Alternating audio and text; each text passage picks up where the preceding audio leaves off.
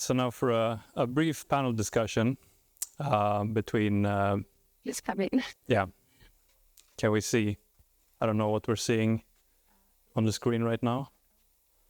But so there was supposed to be a longer panel discussions, but because of the schedule, we will kind of keep it brief. And so something I was listening to in both Erik and Pablo's presentation was this kind of...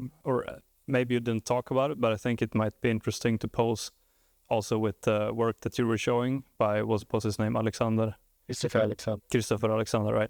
So, and so you, Erik, were saying that, using models in a wrong way is kind of a way to approach it. This is kind of also what I was doing with the Gauguin model I was talking about. Like, this was a model that was made for kind of film and movie concept art production, so that's to kind of make very quick realistic landscapes in the background. This is the purpose of the tool, but then you could do something way more interesting with it if you use it in the wrong way. So do you see something like that for the Christopher Alexander model as well, or like this approach towards AI in general, of using it in a wrong way? I think there's a lot of creative potential there. And what do you think about this? Yeah. Is this working? Maybe something. Yeah, it is. It's working. Okay. Well, I think that This qualification. Is it? Oh, now it's working. Yeah, I think that it's interesting, this whole idea of the wrong method, because at the same time that early 60s, Christopher Alexander was trying to develop all this very rational machine for design. There was all this group of writers and mathematicians in France. It was called EQUUBILD, and they were basically doing the same thing, but in a surrealist or taking advantage of all the qualities it has of this craziness and madness of the system. So they were actually developing, for example, ways of writing texts and generating, poetry. And they were some of the top mathematicians of the time were involved in the project. And it's a kind of funny thing that I think that it's a question of, it's a bit a question of ideology again. It's a question of how an ideology, not just like something, but a question of values, of, at the end also of aesthetics, of what do you consider that something is valuable? Is it something that it is very rational and it provides an answer that it can be, discussed and argued, and it's very economical and efficient? Or is it something that is, you kind of look at it and see, but that is just crazy, it's just a very sort of like absurd system, and then just, enjoy it or take it in. So to answer you, there have always been people like are having, or some people have been sort of using it even then. And there were, of course, lots of artists using similar systems to generate like more in cybernetics than in this thing that is more operations research. But yeah, so I think that it's kind of like, you could maybe say that the artistic interpretations of things is always a little bit critical, because it's always like misplacing things or putting them off, or moving them to or misusing them, or it was just like going back to your uncritical. I think that it is critical in a sense. Yeah. Because, yeah. I agree with you. It's more of a comical twist on the whole subject. But do you have something to add, Erik? I would like to ask both of you, I'm taken by the tools you have shown, which are really amazing and attractive for architects. how do you think that the role of architects can be changed or transformed, expanded with this kind of tools, with artificial intelligence? How are we going to be different in the profession? Well, I think it can change it in lots of different ways. I mean, I think it won't be long before, or probably it's already starting to happen before clients start maybe using generative AI tools and sort of going to the architect and saying, look here, I've sort of text prompted this mid-century villa, so can you please solve it? I think could possibly create both problems and opportunities. But I mean, it's interesting. Often when you talk about architecture and artificial intelligence, at least now, it's you're sort of left with a lot of speculation. So what I'm looking forward to is seeing sort of the actual impact on the built world, which is I don't think we're really there yet. But I'm intrigued to see what the practical implications will be. And what do you think, Pablo? I think that the thing is like how it affects at the deeper sense. I mean, it's not, and like it depends how you look at it. I'm very interested in those ideas of skill and labor. Like for example, the skills are moved somewhere else, or something that had a value because it was very there was some people that like suddenly loses. It kind of devaluates. If anyone can generate images, the rendered, will anyone want them anyway if they're easy to produce? So it's a bit the same thing that happened with industrialization. The moment that many things that were very hard to do, and they had a value because of the skills that they were required to do them, and you could, like Raskin said, you could see the hand working on an object that it's an ornament. You could see the handicraft person, how they have worked and their thought in it. Then suddenly, when you could actually cast them in metal or produce them industrially, they lost value, and they kind of scratched their heads for 100 years, and they came up with modernism as the answer. So I think that to the industrial production. So I think that it's kind of interesting to think how we change what we value, and like aesthetics understood not just like beautiful things, but as a sort of a way of how we think about value, on the value of things.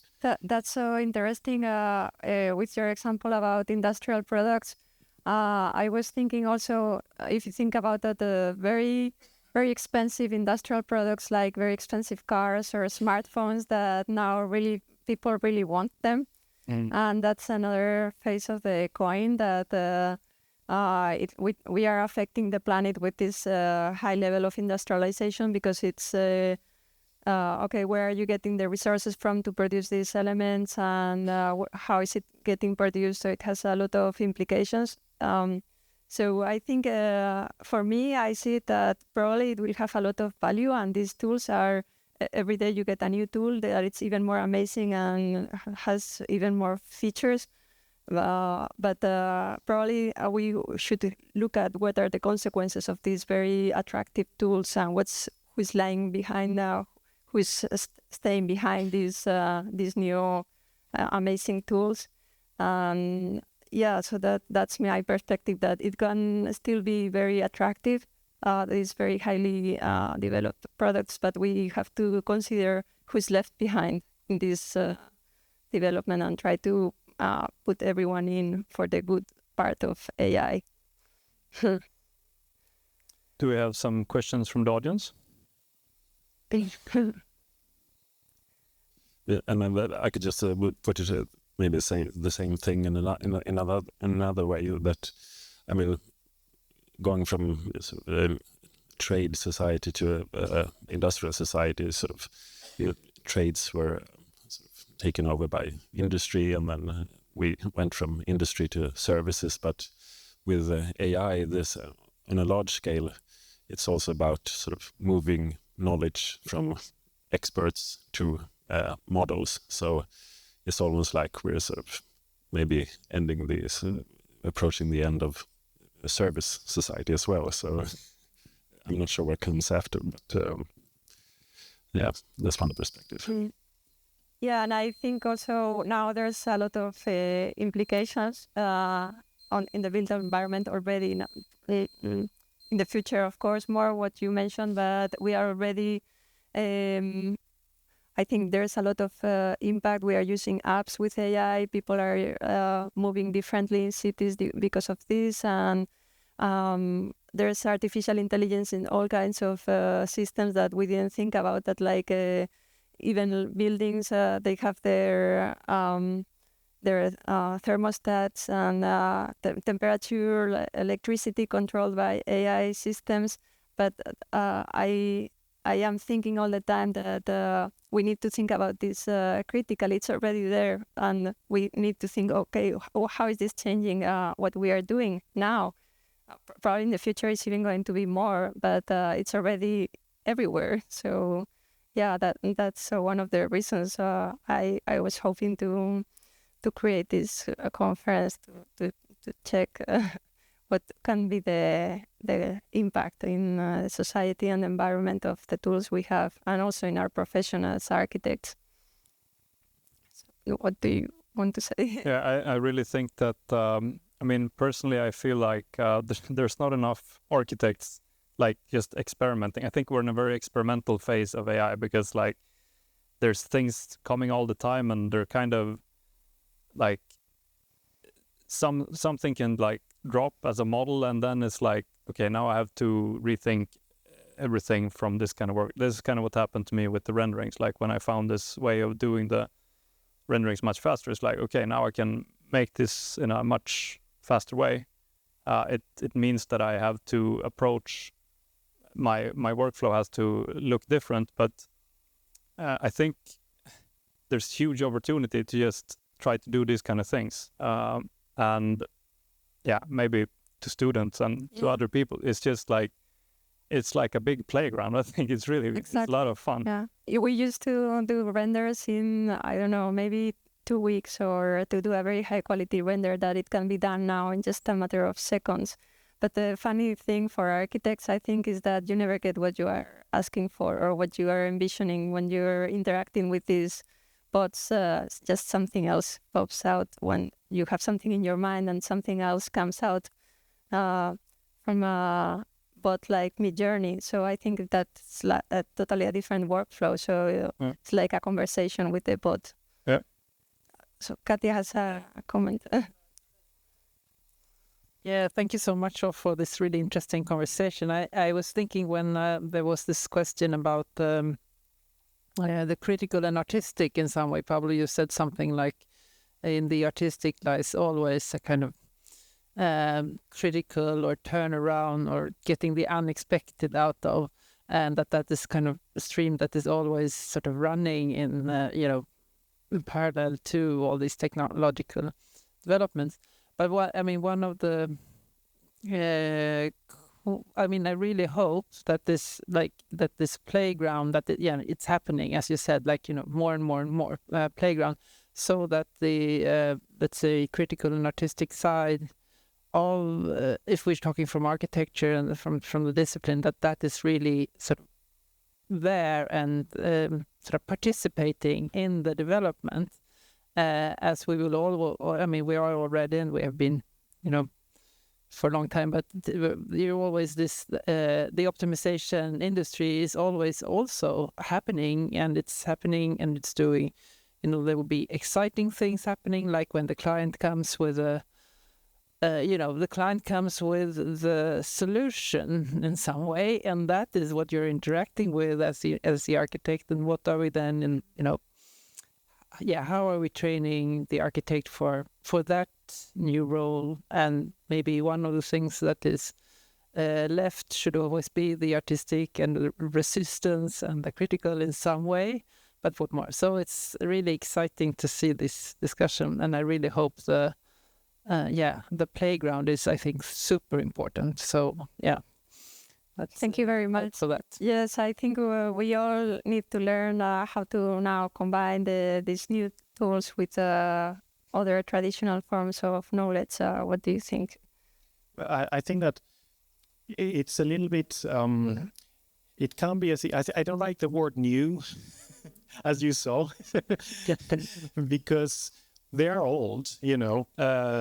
You kind of think like they maybe, you know, for example, of course they're new now, you know, like all the deep learning, you know, applications. But the idea of this technology offering like, you know, like now, is it like, you know, I've been doing this for a long time, I said like 20 years at least. And I have been always hearing this thing. It's always every single paper that starts now with the possibilities of the computer.